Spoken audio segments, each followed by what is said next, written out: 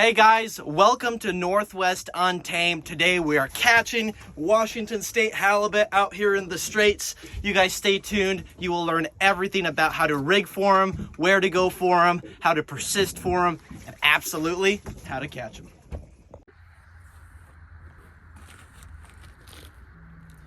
One of the most important things about going halibut fishing is making your chum. And what I'm doing here is I'm actually taking freezer burnt fish and salmon that I have, and I'm making this really nice ground chum. So far this is mostly salmon, but you can see it actually makes this really nice ground consistency.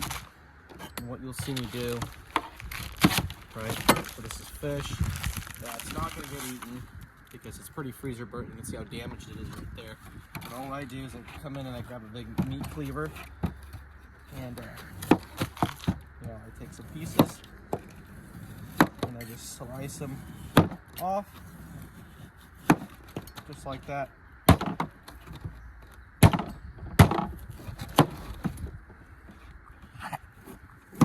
And what I found with frozen salmon is it actually cuts really well. See, when I go across the grain like that, it doesn't really want to cut. When you come down like this, it actually cuts quite well. But what we end up doing is grabbing our grinder, turning that on. It's a basic meat grinder. And I ended up just running those pieces through the meat grinder. And if you're worried about using your kitchen appliances for grinding fish and stuff and about the smell, as long as you clean it right away and you don't let it sit, that smell does not permeate with that meat. But as you can see, it's turning out really good. So now that you have your fish bait mixed, right, your fish chum, I grab my containers. You can see I use these SMI ones. I actually drilled extra holes in them. These are really old. I've actually used these for several years. But what you'll see me do is I'll actually load them up before my fishing trip. And these are actually going to go into the freezer right now. That way when I come out on the boat, boom, this gets attached to my downrigger ball, gets sent down to the bottom, and this is down there sending off some chum for my fishing. So I'm going to keep loading these up, keep grinding fish, and you guys keep watching.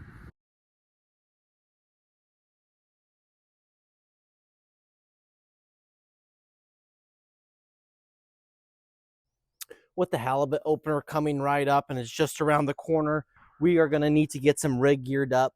Usually at the end of every halibut season, I break everything down and just kind of strip down all my gear, because what will tend to happen is when you have gear sitting in your boat or in your tackle boxes for too long, you have the risk of, mold or something forming, or you have some old scent, especially on all this oldest halibut gear, you have some scent on there, and you really want this stuff cleaned up and a fresh start to every season. So I like to come in and get things going. So first things first, you can see I'm messing with some line here, but first things first is starting off with your rod and reel setup. I run these right here. These were an amazing gift from a really good friend of mine. These are edge rods, and these are the 7-foot, 50 to 100 pound mag heavy rods. I think these are actually a sturgeon rod, but I absolutely love them for lingcod and halibut fishing out here in the Straits. But on the end, as you can see, I actually have it rigged up with a corkscrew swivel, and those are super important. Don't use a snap swivel. Corkscrew swivels are the way to go. They don't bend out, and they're really easy to change gear in and out. And right here on the rod, I actually have rigged up a big dart, but we'll get into the actual hardware end of the tackle here in a second. But that's really important. I just run a really big bead. That way whoever's using the rod can reel it all the way up into the end, and a corkscrew swivel. So the rod is spooled up with 65-pound Power Pro braid, and most guys, you'll see them run a bigger size reel. So this is only a size 20 squall, but you'll see guys run 80-pound braid. 65-pound, I just find that since I use the rod for lingcod fishing, I like something that is easier to break off, especially when you're hung up on the bottom. So with one of the ways that I like to halibut fish is running everything off of a spreader bar. Spreader bars are a great way to organize your gear, but running the gear on one end is really important. You can easily go to the store, as I showed off in one of my videos that we posted on the on TikTok. is you can buy easily a rig like this, right? This is a Metzco is the brand, and it comes with an awesome pre-rigged squid on it, just like this. As you can tell, a lot of my rigs run J hooks instead of circle hooks. Out here, we are not necessarily fishing for a lot of bites every day. You maybe are lucky to get away 3-4 bites every day for halibut fishing, and J hooks are the way to go. However, you are allowed 2 hooks for bottom fishing in the Puget Sound, meaning 2 hooks, a treble hook still counts as a hook. So you can legally run a treble hook off the end of this. Everything just needs to stay barbless. But you can go one of these pre-rigged routes. This is really good to go. 300-pound monofilament, and that would run off of your spreader bar. So let's go ahead and talk about setting up a halibut rig from scratch, from nothing. You know, you just want to set up your rig and get ready to go fishing. You can go the pre-bought route.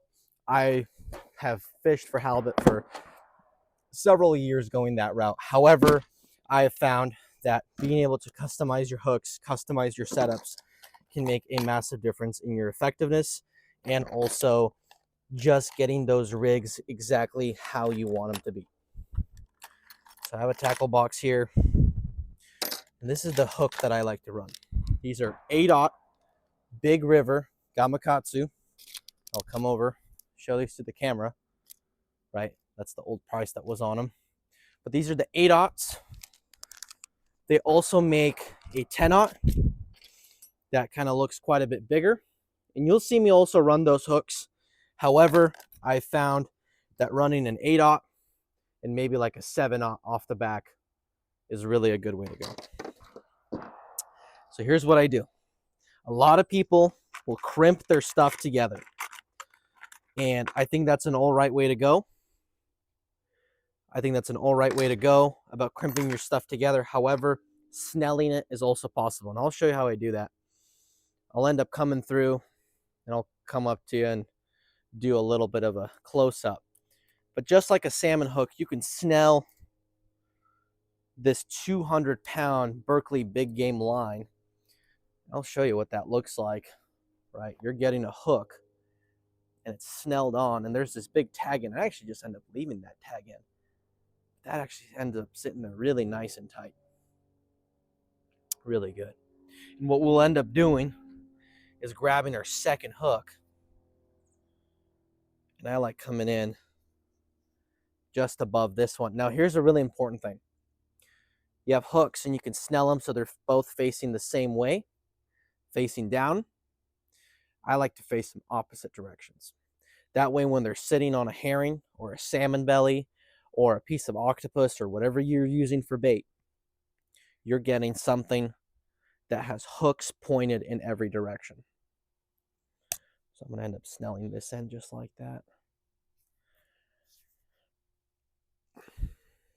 You end up getting a really cool result. So they end up sitting just like that. One hook pointed up, one hook pointed down. Really clean setup. I like it like that. Now that you have your hooks, you'll see guys, they'll go out and they'll just run that rig right there. Nothing more, nothing less. Attach it to your spreader bar that looks like this, and they'll run those bare hooks right off the end. I like to add a little bit to it.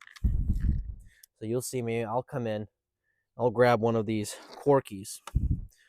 All this is this giant bead that glows. And I'll throw it on through. And the one thing to remember with these, sometimes it's a little bit hard to get it started, to get it in, especially with this bigger line. But once you get it in, that gets threaded on. That sits on top of your hooks. And the result of that, getting that line to sit in on top of those hooks, is you can come in and you can throw one of these large jumbo squids on. And if you can't tell, there's a lot of colors I like. But there is a theme. Almost everything here glows. So what I'm going to go ahead and do, grab one of these pink ones that I absolutely love. I've caught quite a few fish on these up in Canada, on this hoochie right here. You're going to end up grabbing it and you're going to slide it down. And here's the most important part is you want those hooks to tuck up right inside. And you're left with a rig with a big hoochie sitting just like that, sitting right off the back. Now, the final step. You grab a big, heavy-duty swivel. So I know Spro makes a lot of good swivels, but something that is just heavy-duty and extra large. So there's a nice big swivel on there. And here's the important part. Crimps. When I'm attaching my swivels, I like to do so with a crimp. Crimps are clean and they hold really well.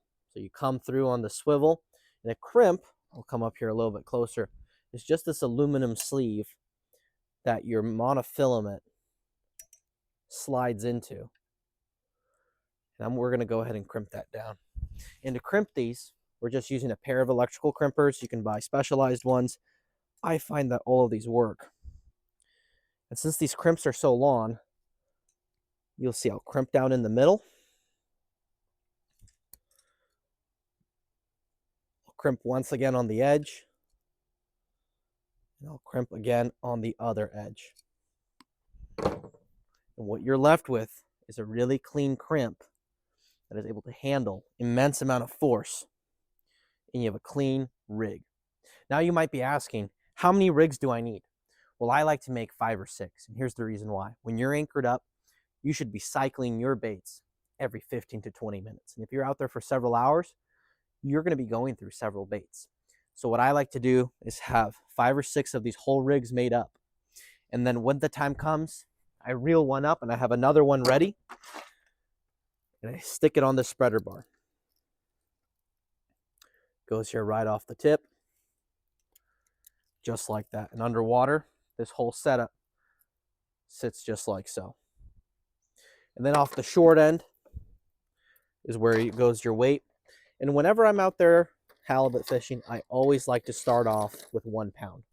1 pound of weight gets me about into all the depths I need. And if that's too light, you just start working your way up from there. But that's the basic setup. It bothers me how naturally these comments come to you. It's morning time. Too damn early.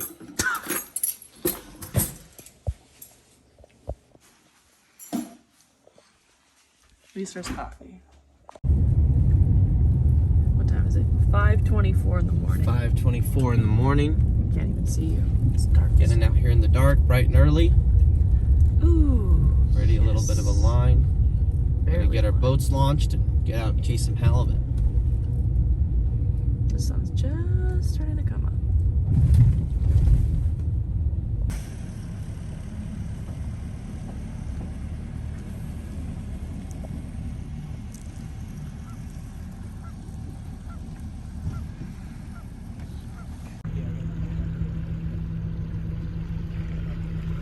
Good luck fishing, guys.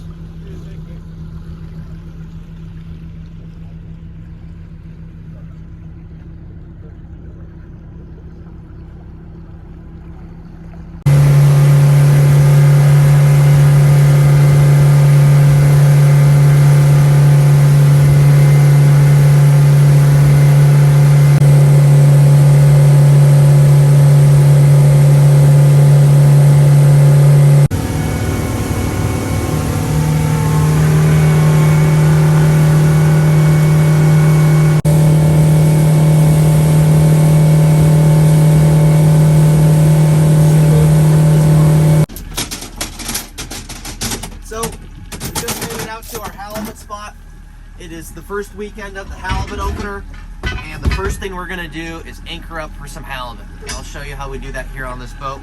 We're in about 200 feet of water, and I store all my anchor line and chain in a tote. My word of advice is when you're setting up your rode, so that's basically your rope and chain for anchoring, you want about a boat and a half length of chain. So I have a 20-foot boat, so I have about 30 feet of chain. And then about double the amount of line that you're anchoring in. So we're anchoring up in 200 feet of water, and I have 500 feet of line. So I'll show you how I like to do this. I'll usually do this off the bow, but off the back it's a little bit easier to show. So I just have my basic anchor.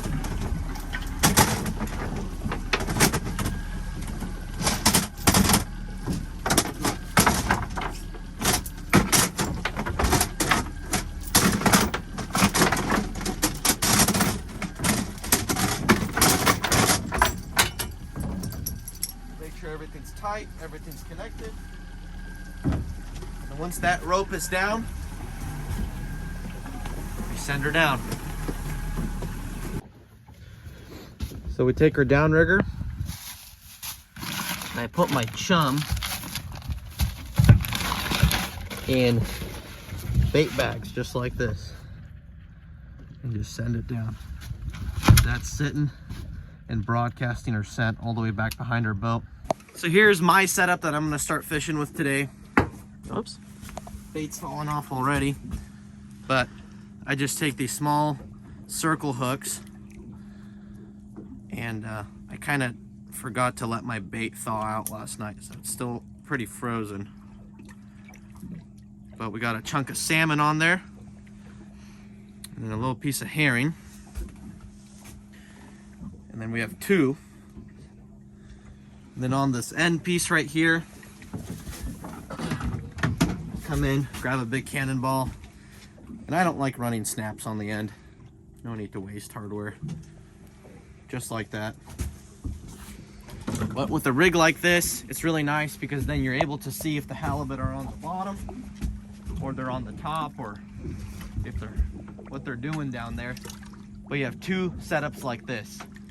Now with these circle hooks, they're not like regular J hooks. You do not want to set the hook. You want to let the halibut eat it, eat it, eat it. So with that being said, we're going to set this down to the bottom. Now it's just a waiting game. This is just like from our rigging videos. We're using a spreader bar on this one. I threw on a little old metal spoon on here for some noise. And we're just gonna run a glow hoochie. And that's just a big chunk of salmon belly sitting on there. Now, one of the ways I like to scent up these hooks, these hoochies, they'll actually come up inside. And I'm actually filling in that cavity with scent.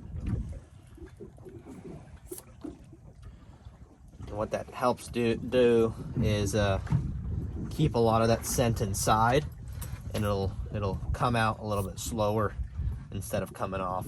Current is pretty mellow today. I actually expected it to be way more mellow, but if you take a look, we have a giant crop dust of debris coming our way, so we're gonna have to be dealing with that here shortly. Oh yeah, there's tons of logs. Uh-oh. But I use these corkscrew swivels right here, because you can see how easy it is to switch it out. That fits right on like that, and boom, there's your setup. Sending it right back down to the bottom. You want to be checking your lures and baits every 20 minutes or so, keeping them fresh, getting fresh scent on them, and it makes a really big difference in terms of ensuring that the fish have something in front of them that they want. This is what our two setups looks like. Got the Chum right there, circle hooks on that rod, and J hooks on that rod. And this is what our setup looks like. Oh yeah. Let's hurry up and wait. Uh-huh. At least it's a beautiful day. It is a beautiful day. It's gonna be like 70 degrees today. I'm excited.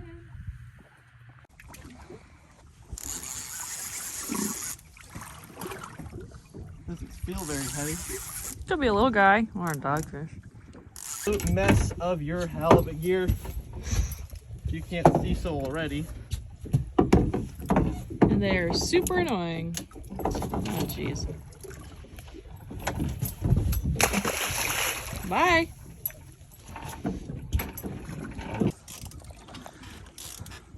I'm spinning it up and down.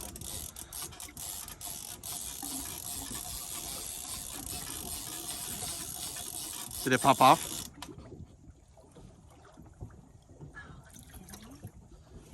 Might have to like change out those hooks. It sucks. Yeah, there's nothing there. Just reel it up. I'll change out the hooks.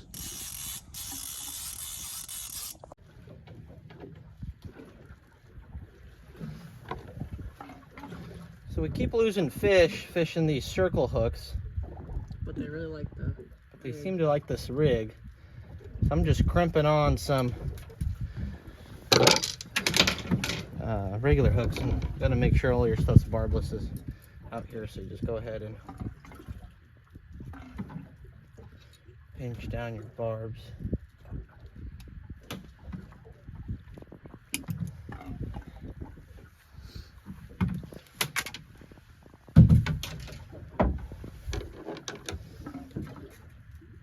Clearly something had this in its mouth.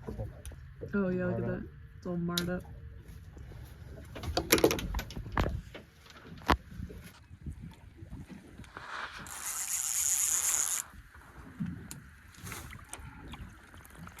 God.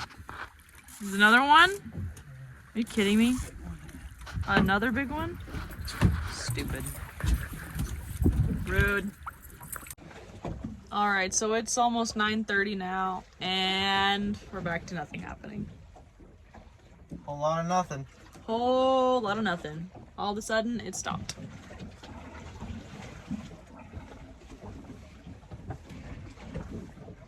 A lot of this. I have a feeling. I'd love to get the bite on camera. That was their cue. That was your cue to bite the line.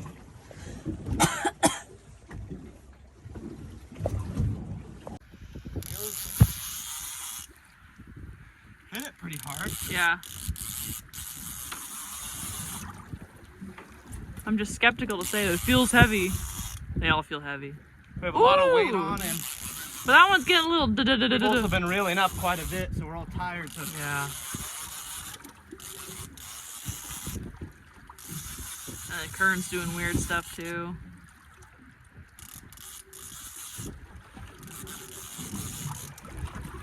It's getting a little bumpy. here, give me that. Yeah.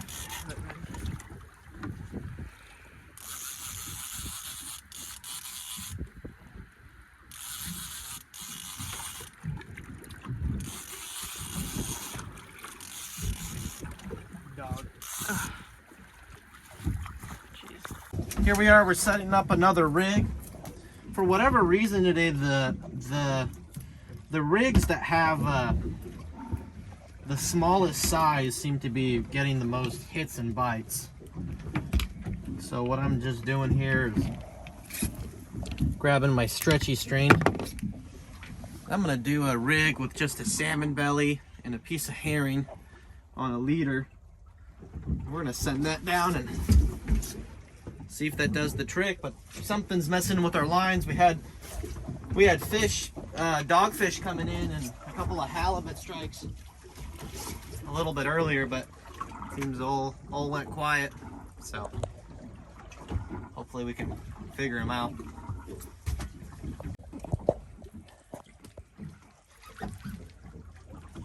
Oh yeah. Oh yeah. Oh my gosh. Oh my gosh.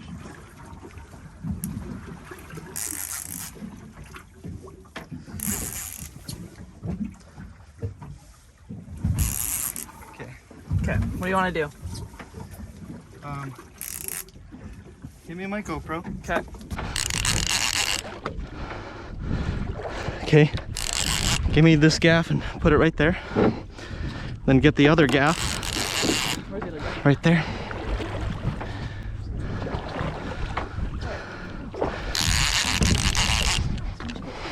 Craig gave it to me as a gift. Take the tip off.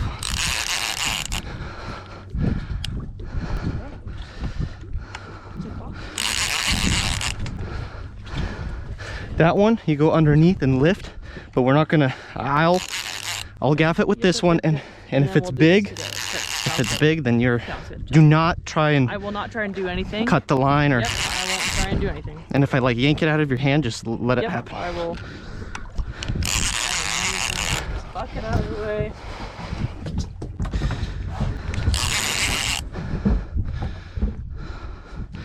Maybe it's a skate. Better than a dogfish.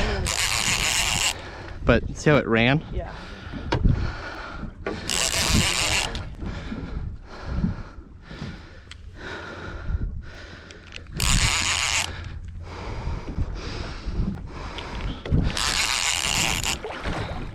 Oh, oh, oh. Okay. It's taking line.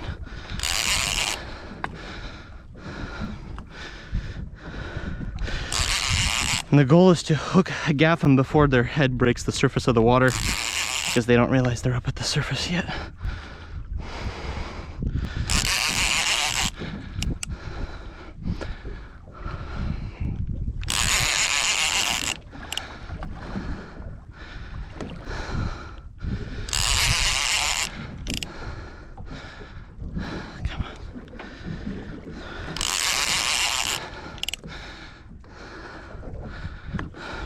Coming up.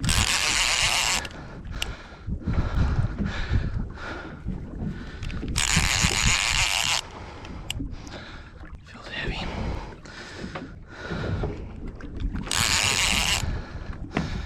Oh shit. It just feels really angry.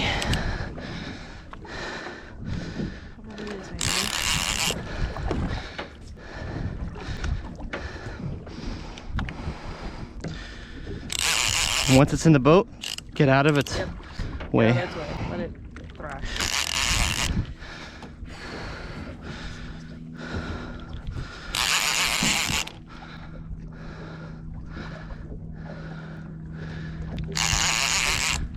Are you gonna hand me the rod or what's the... No, that'll gaff it.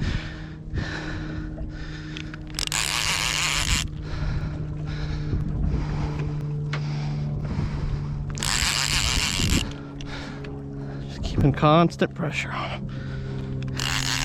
He's right here. But, yeah, halibut. Here.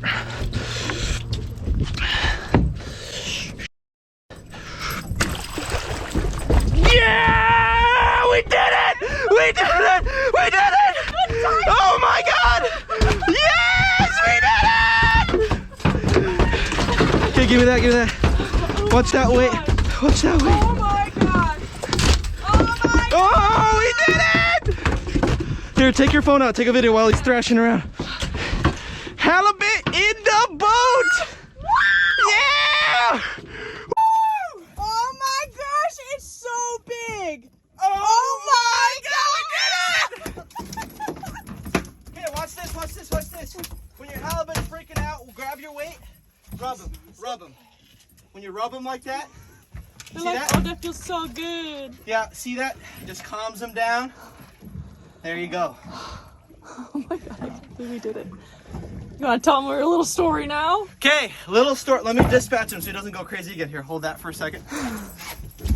Little story.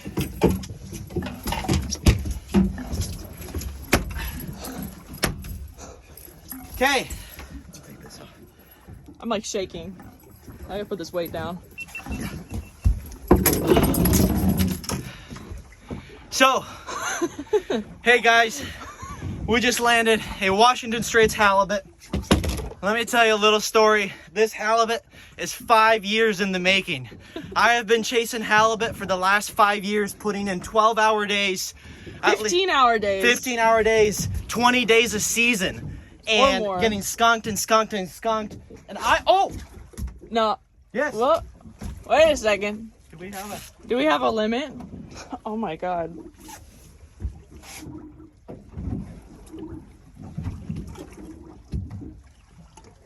No, just let it go. Keep talking. You got it. You're good. Either way, sorry. But I've been struggling to catch these fish.